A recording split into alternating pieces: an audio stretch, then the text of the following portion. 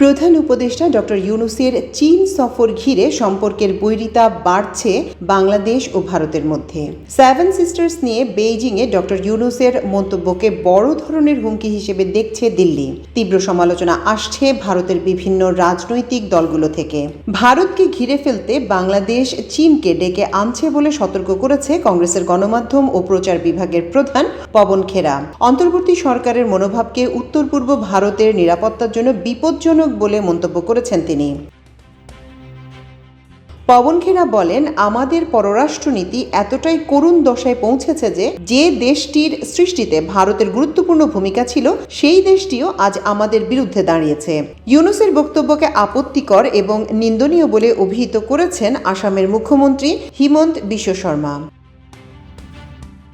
চীন সফরে ডক্টর ইউনূস উত্তর পূর্ব ভারতের 7টি রাজ্যকে স্থল বেষ্টিত উল্লেখ করে বাংলাদেশকে তাদের সমুদ্রে প্রবেশের অভিভাবক আখ্যা দেন।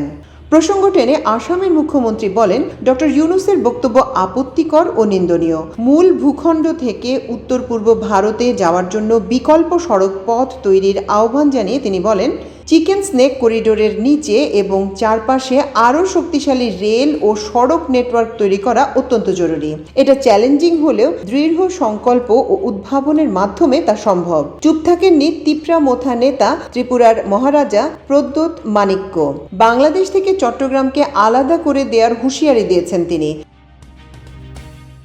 1947 সালে চট্টগ্রাম বন্দরটি ছেড়ে দেয়া ভারতের জন্য সবচেয়ে বড় ভুল ছিল মন্তব্য করে প্রদ্যোৎ বলেন, সে সময় সেখানে বসবাসকারী পাহাড়ি জনগণ ভারতের অংশ হতে চেয়েছিলেন।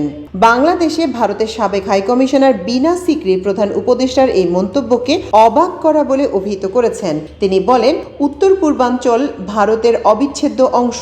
প্রধান উপদেষ্টার মন্তব্য অত্যন্ত হতাশাজনক। এই ধরনের মন্তব্য করার কোনো অধিকার তার নেই। ভারতের মূল ভূখণ্ড থেকে সেভেন সিস্টার্সে বাংলাদেশের ট্রানজিট দেওয়ার বিষয়টি উল্লেখ করে বীণা সিকরি বলেন, যদি উত্তর পূর্ব ভারতকে মূল ভূখণ্ডের সঙ্গে সংযোগের সুযোগ দিতে বাংলাদেশ আগ্রহ না দেখায় তবে জলপথের অধিকার হিসেবে তারা কিছু আশা করতে পারে না। ভারত বাংলাদেশ তৈরি করেছে এবং তা করার সময় ভারত কোনো মানচিত্রগত সুবিধা নেয়নি জানিয়ে ভারতের প্রতিরক্ষা বিশেষজ্ঞ প্রফুল্ল বক্সী বলেন, বাংলাদেশ, চীন ও পাকিস্তান সম্প্রতি চিকেন স্নেক এবং ভারতের গলা চেপে ধরে সুবিধা নেয়ার কথা বলছে। বাংলাদেশকে হুমকি দিয়ে তিনি বলেন, আমরা বাংলাদেশের বিপরীত দিকে একই কাজ করতে পারি। আমরা সমুদ্রের ওপার থেকে তাদের টুঁটি চিপে ধরতে পারি। এখন পর্যন্ত আনুষ্ঠানিকভাবে ডক্টর ইউনূসের বক্তব্যের প্রতিক্রিয়া জানায়নি ভারতের কেন্দ্রীয় সরকার।